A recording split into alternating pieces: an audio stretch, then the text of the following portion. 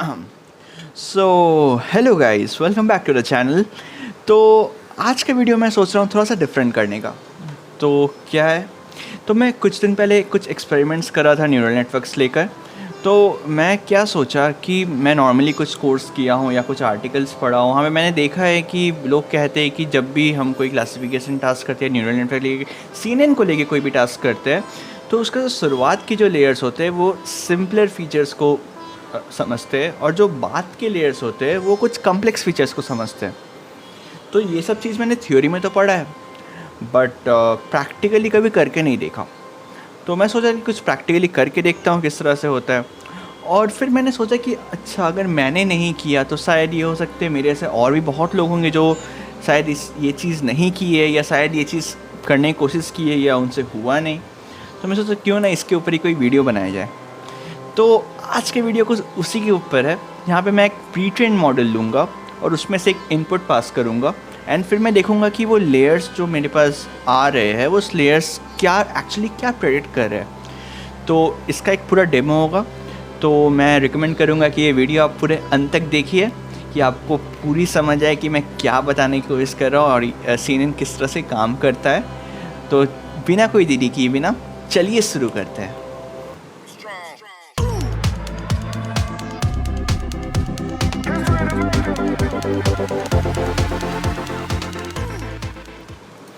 तो अभी आ गया हूँ मैं अपने कोलैब नोटबुक में। तो यहाँ पे मैंने CPU में ही सब काम कर रहा हूँ, मैंने यहाँ पूरा सेटअप कर लिया है।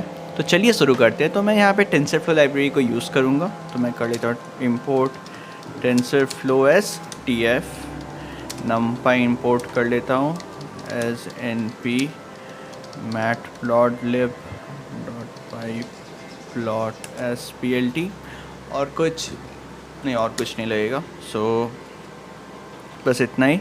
मैं क्या करता हूँ, एक इमेज यहाँ पे ले आता हूँ। तो अपने यहीं में से कोई एक इमेज को उठा लेता हूँ मैं, फिर doc.jpg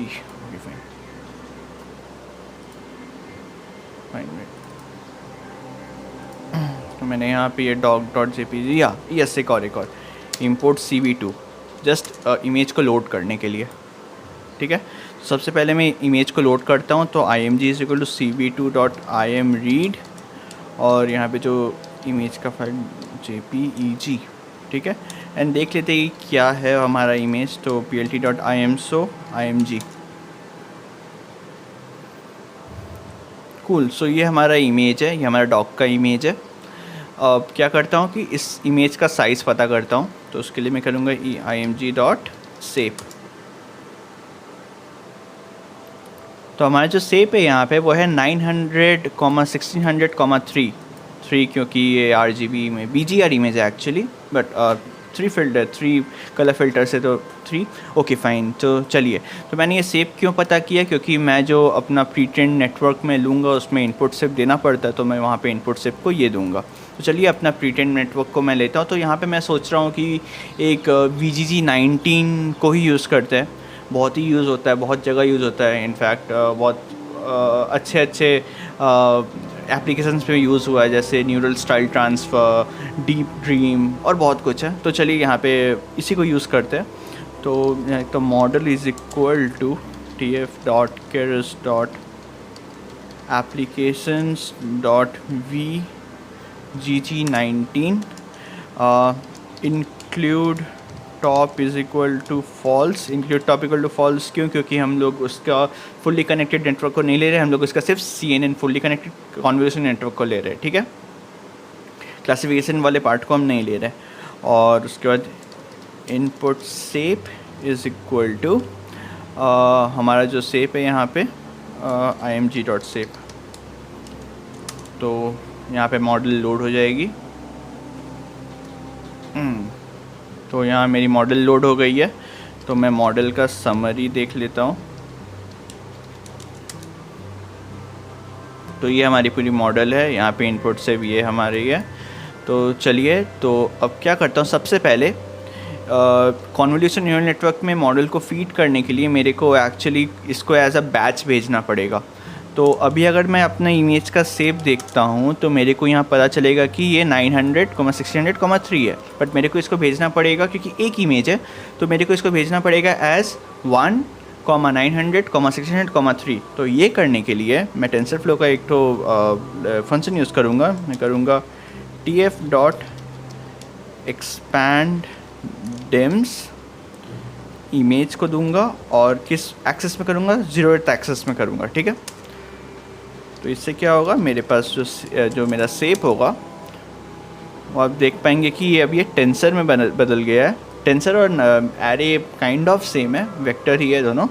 सो ये 1 कॉमा 900 कॉमा 1600 कॉमा 3, ठीक है। अब मैं क्या करूँगा, सपोज आंसर लेता हूँ और इसको आंसर लिख के देता हूँ मॉडल में, ये इमेज को फीड करता हूँ, ठीक है। अब ये आंसर मैंने मॉडल में अपने जो इमेज है, जो डॉग का इमेज है, इसको मैंने फीड कर दिया है, ठीक है। अब यहाँ से जो भी मेरा आंसर आएगा वो मेरा ये पूरा कॉन्वोल्यूशन नेटवर्क के एकदम लास्ट लेयर से आने वाला है।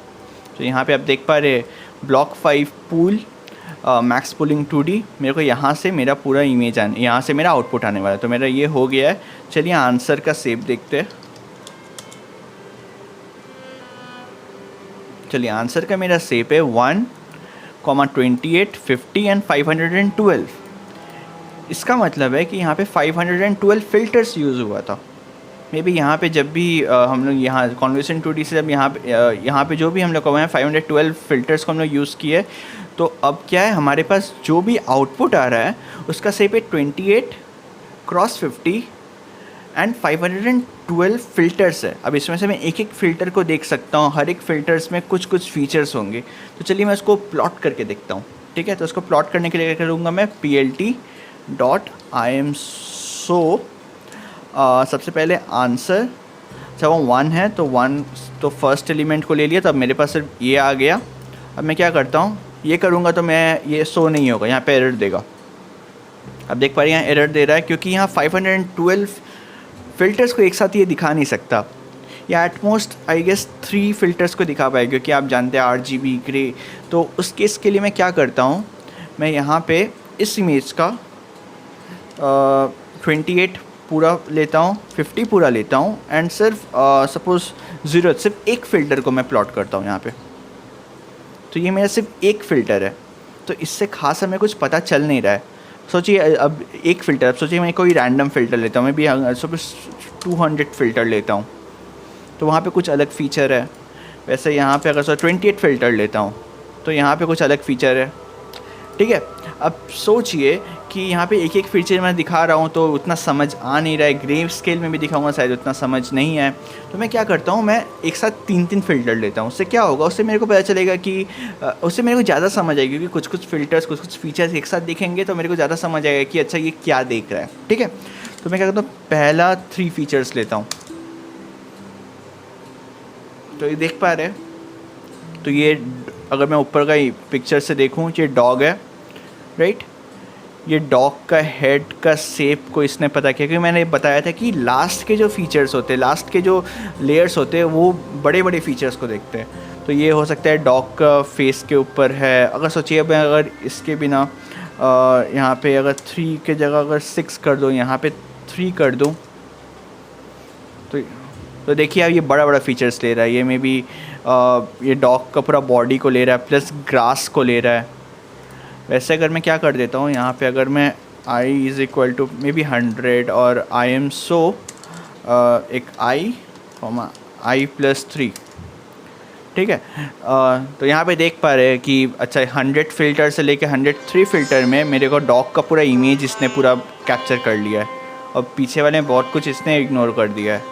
जैसे अगर 100 की जगह अगर मैं 140 देता हूँ तो यहाँ पे कुछ और मिलेगा, कहीं पे कुछ और मिलेगा। तो सब फिल्टर्स कुछ ना कुछ अलग अलग चीज़ देखे जा रहे हैं, ठीक है। तो चलिए ये तो बात हो गई एकदम अंत के चीज़ में। अब क्या होता है कि जो भी हमारा ये जो चीज़ है ना, इसी चीज़ को हम फ्लैटन करते हैं, उसके बाद हम लोग अपना क्लासिफिकेशन लेयर में भेजते हैं, ठीक है।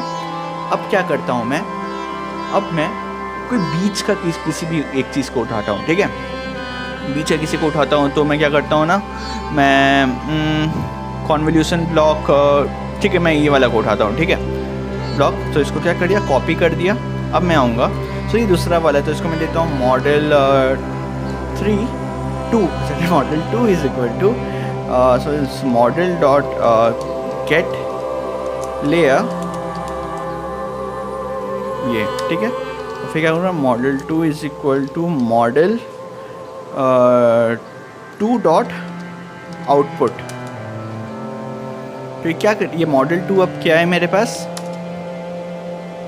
मॉडल 2 बेसिकली ये जो लेयर है, ये पर्टिकुलर लेयर मेरे पास आ चुका है, ठीक है। पूरा सेम चीज़ है।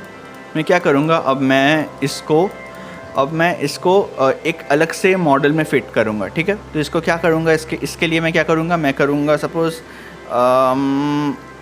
Model 3 is equal to tf dot keras dot models dot model, and इसमें हम देते हैं inputs is equal to maybe जो मेरा मॉडल ओरिजिनल मॉडल का जो इनपुट था, ठीक है, एंड इसका जो आउटपुट्स हम देते हैं जो हमारा जो नया मॉडल 2 है, ठीक है, मॉडल 2, ठीक है। तो चलिए ये हमारा एक नया मॉडल बन गया। अब ये मॉडल क्या है, ये मॉडल है कि अब मैं जो भी इमेज यहाँ दे रहा हूँ, जो भी इनपुट दे रहा हूँ, इनपुट यहाँ से ऊपर से आएगा एंड यहाँ पे आके मेरे को आउटपुट दे देगा, मतलब इस जगह पे मेरे को आउटपुट दे देगा। जो मेरा मॉडल 3 है मेरे को इस पॉइंट में आउटपुट दे देगा, ठीक है। तो फिर मैं क्या करता हूँ, अब मैं क्या करता हूँ, यहाँ model suppose new model 3 dot predict image को डाल दिया, ठीक है। मे बी थोड़ा टाइम लगेगा लोड होने में, मे बी मैं GPU यूज़ नहीं कर रहा हूँ इसीलिए, क्या पता। ओके, ये हो गया। सो अब क्या करता हूँ, सेम चीज़ करता हूँ PLT डॉट मैं ऊपर वाला जाके कोड को कॉपी कर देता हूँ, कॉपी पेस्ट, और यहाँ पे आंसर की जगह क्या करूँगा, मैं न्यू लिखूँगा।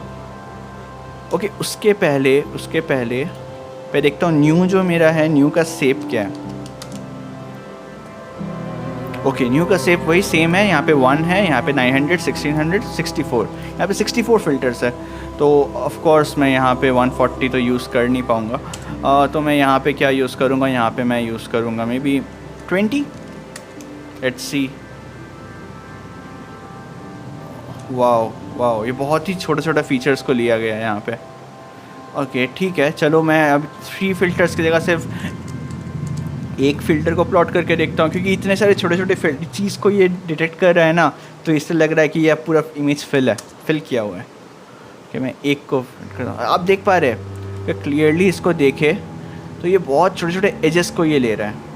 20 की जगह सपोज़ मैं अगर अब 30 को लेता हूँ, तो 30 में मेरे को फिर कुछ जो भी एजेस मेरे को दिख रहा है ना, यहाँ पे ये सब छोटे एजेस। एज फिल्टरिंग बहुत ही कॉमन, बहुत ही सिंपल टास्क है। तो ये सब सिंपल टास्क यहाँ ये पहले के लेयर्स में हो रहा है। मे बी इसकी जगह अगर मैं सपोज़ 40 लेता हूँ, यहाँ पे देख पा रहे थोड़ा सा ज़्यादा शार्प है ये चीज़। ऐसे मैं अगर 1 लेता हूँ तो आप समझ पा रहे कि देख पा रहे यहाँ पे किस तरह से यहाँ पे एज फिल्टरिंग और कैसे सिंपल मॉडल्स को ये डिटेक्ट कर रहा है, सब एजेस को डिटेक्ट कर रहा है, ठीक है। सिमिलरली अब फिर से मैं I+3 करता हूँ और अब देखता हूँ कि ये किस तरह से परफॉर्म, लाइक 3 डिमेंशनल में किस तरह से दिख रहा है, किस तरह का फीचर्स को ये ले रहा है।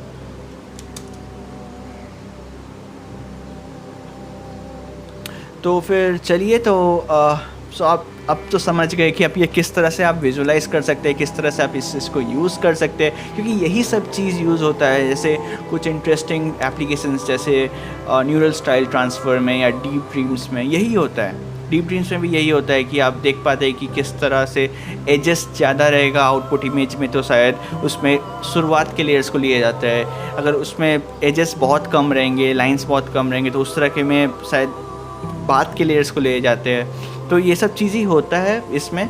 तो फिर आज की वीडियो के लिए बस इतना ही। अगर वीडियो पसंद आया हो तो इसे लाइक करिए, मेरे चैनल को सब्सक्राइब करिए अगर आप न्यू हैं इस चैनल पे, और बस हैव अ गुड डे।